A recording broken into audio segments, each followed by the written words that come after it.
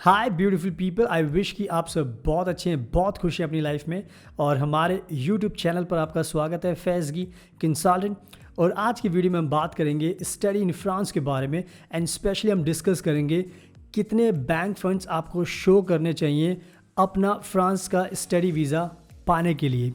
हर साल हमारे भारत के बहुत सारे स्टूडेंट्स हैं जो फ्रांस में पढ़ाई करने जाते हैं, अपनी बैचलर डिग्री करने, मास्टर डिग्री करने, क्योंकि फ्रांस एक बहुत बड़ी कंट्री है। उनके जो एजुकेशन स्टैंडर्ड्स हैं काफ़ी हाई हैं और वो वर्ल्ड क्लास एजुकेशन प्रोवाइड करते हैं, वो भी अफोर्डेबल ट्यूशन फीस में, जिसकी वजह से फ्रांस बहुत ही पॉपुलर डेस्टिनेशन है इंडियन और इंटरनेशनल स्टूडेंट्स के बीच में।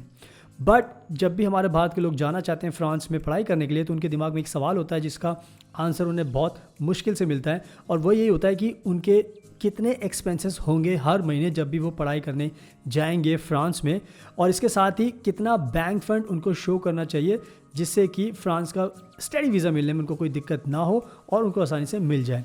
तो इसके लिए हमें बहुत सारे स्टूडेंट्स हमें कॉल करते हैं, हमसे पूछते हैं, उनके पेरेंट्स भी जानना चाहते हैं कि एग्जैक्टली क्या है फ्रांस की पूरी स्टोरी स्टडी के अकॉर्डिंग, लाइक कितना खर्चा होता है, कितना बैंक फंड शो करना है।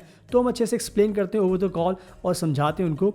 बट स्टिल मैंने सोचा कि आज इस पर प्रॉपर वीडियो बनानी चाहिए, आपको बताना चाहिए कि आपके कितने खर्चे हो सकते हैं, कितना बैंक फंड आपको शो करना पड़ेगा, एंड सबसे इंपॉर्टेंट चीज़ है कि आप किस तरीके से अपने बैंक फंड शो कर सकते हो, उसके क्या क्या रास्ते हैं। तो मैं इस पूरी वीडियो में आपको सब कुछ एक्सप्लेन करूंगा, जिसके बाद आपकी लाइफ बहुत आसान हो जाएगी, आपको सारे आंसर्स मिल जाएंगे, एंड देन हैप्पीली आप अपना फ्रांस का स्टडी वीज़ा पा सकते हो। बट स्टिल अगर कोई दिक्कत होती है तो आप हमें भी अप्रोच कर सकते हो, हम भी एक्सपर्ट हैं, तो हम आपको फ्रांस का वीज़ा दिलाने में हेल्प करेंगे। एंड इसके अलावा हम एडमिशन भी कराते हैं फ्रांस में, बैचलर डिग्री में, मास्टर डिग्री में। तो अगर आपको एडमिशन चाहिए तो हम आपका एडमिशन सिक्योर कर सकते हैं बेस्ट फ्रेंच यूनिवर्सिटीज़ के अंदर। इसके अलावा अगर आपको जॉब चाहिए तो उसके लिए हेल्प कर सकते हैं, अगर आपको पीआर अप्लाई करना है तो उसके लिए हेल्प कर सकते हैं, अगर आपको स्पाउस वीज़ा अप्लाई करना है तो उसके लिए भी हेल्प कर सकते हैं, एंड इवन हम फ्रेंच लैंग्वेज भी सिखाते हैं। सो इन शॉर्ट हमारे पास सारे सोल्यूशंस हैं, बस आपको हमें कॉन्टैक्ट करना है, उसके बाद हम आपकी पूरी हेल्प करेंगे। इसके अलावा अगर आप हमारे यूट्यूब चैनल पर बिल्कुल नए हो, पहली बार देख रहे हो, सो प्लीज़ इसको सब्सक्राइब कर लेना, बेल आइकन बटन को प्रेस ज़रूर करना ताकि आपको डेली फ्रांस की नोटिफिकेशन मिलती रहे, आप हमारी वीडियोस को देखकर अपनी नॉलेज को इन्हांस करते रहें। So now without wasting for the time let's get started. So now video के स्टार्टिंग में सबसे पहले मैं आपको क्लैरिफाई करना चाहता हूँ, आपको ये बताना चाहता हूँ कि अगर आप अपनी बैचलर डिग्री या मास्टर डिग्री फ्रांस में करने का प्लान कर रहे हैं तो कहीं ना कहीं ये आपकी लाइफ का बहुत ही अच्छा डिसीजन होगा, क्योंकि फ्रांस आपको बहुत सारे स्टडी के बेनिफिट्स देता है। फॉर एग्जांपल, फ्रांस में अगर आप पढ़ाई करते हो तो आपको 2 साल का पोस्ट ग्रेजुएशन वर्क परमिट मिलता है, जो कि बहुत ज़्यादा टाइम होता है, और बहुत ही कम कंट्रीज़ है जो 2 साल का टाइम आपको देती है। इसके अलावा आप पार्ट टाइम जॉब भी कर सकते हैं, और पार्ट टाइम जॉब जब आप करते हो तो आपको अच्छे खासी वेज मिलती है पर आवर, और कहीं ना कहीं वो आपको काफ़ी हेल्प करती है आपके मंथली एक्सपेंसेस को कवर करने के लिए। इसके अलावा भी बहुत सारे बेनिफिट्स होते हैं। सो आई मीन टू से कि अगर आप फ्रांस जा रहे हो पढ़ाई करने के लिए तो बहुत अच्छा डिसीजन है, उसको चेंज मत करना, एंड आई होप कि आपको एडमिशन मिल जाए, उसके बाद आप अपनी पढ़ाई फ्रांस में स्टार्ट कर सकें। सो नाउ अब मैं बात करता हूँ उस मेन टॉपिक की जिसके बारे में आप जानना चाहते हैं। सो अगर हम बात करें कि कितने बैंक फंड आपको चाहिए शो करने के लिए, जिससे कि फ्रांस की जो एम्बेसी है उनको यकीन हो जाए कि हाँ आप अपने खर्चे वहाँ पर पढ़ाई के साथ साथ पूरे कर सकते हो, आप डिपेंड नहीं होगे सोशल सिक्योरिटी बेनिफिट्स पे, यानी कि आपको कोई प्रॉब्लम नहीं होगी, आप अपनी वेल बींग का अच्छे से ध्यान रख सकते हैं। सो अगर हम फ्रांस के लॉ की बात करें, अगर जो फ्रांस ने कहा है, फ्रांस का मानना यह है कि अगर फ्रांस के अंदर कोई भी स्टूडेंट पढ़ाई करने के लिए आता है तो उसके पास करीब 615 यूरोज़ होने चाहिए अपने मंथली एक्सपेंसेस को कवर करने के लिए। ये फ्रांस की तरफ से एक अमाउंट रखा गया है, क्योंकि ऑब्वियसली फ्रांस को पता है कि एग्जैक्टली कितना खर्चा स्टूडेंट्स का हो सकता है, इससे ज़्यादा भी हो सकता है, वो डिपेंड करता है कि जो स्टूडेंट जा रहा है उसका लाइफस्टाइल कैसा है, कि वो कैसे अपनी लाइफ को जीते हैं।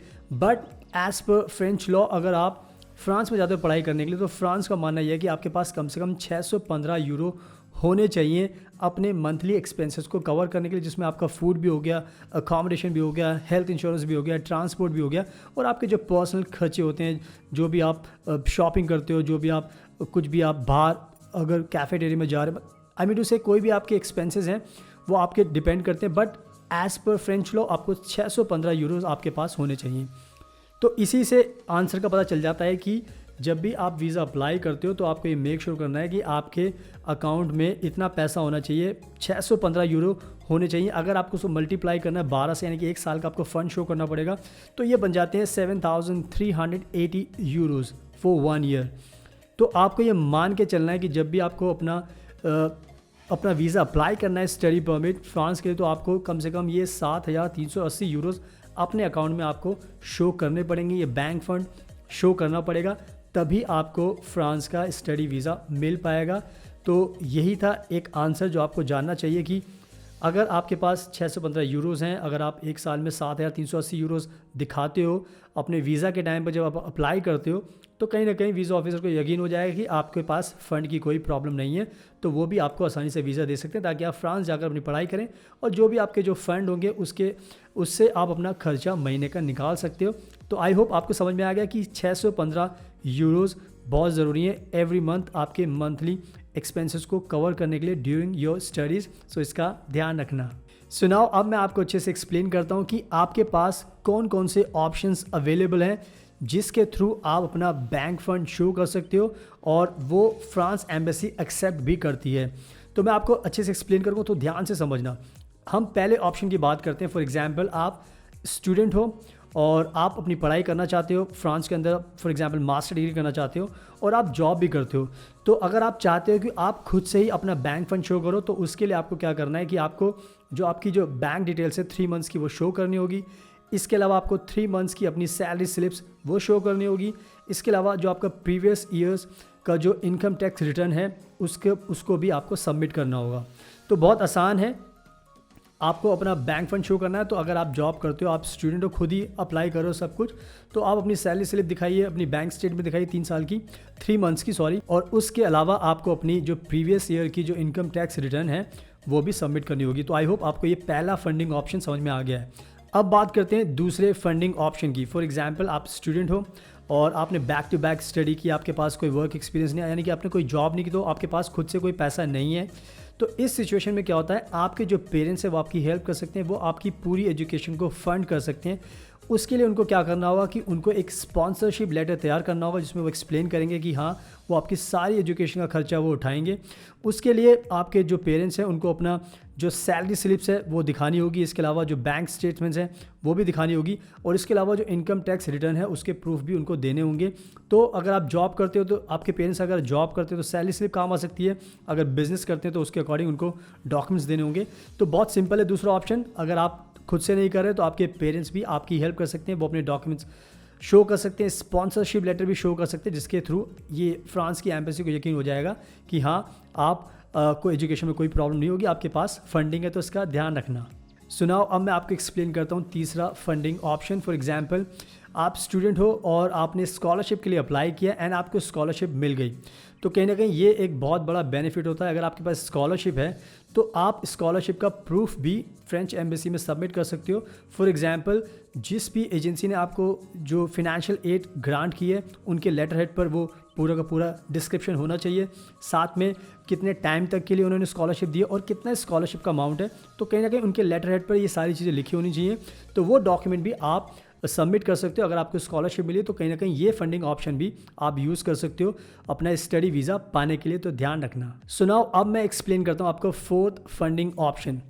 एक एग्जाम्पल लेके चलते हैं। आप इंडिया में रहते हो, आपका कोई नोन पर्सन है फ्रांस के अंदर जो ये कहता है कि हाँ हम आपकी जो पूरी एजुकेशन उसको फ़ंड करेंगे।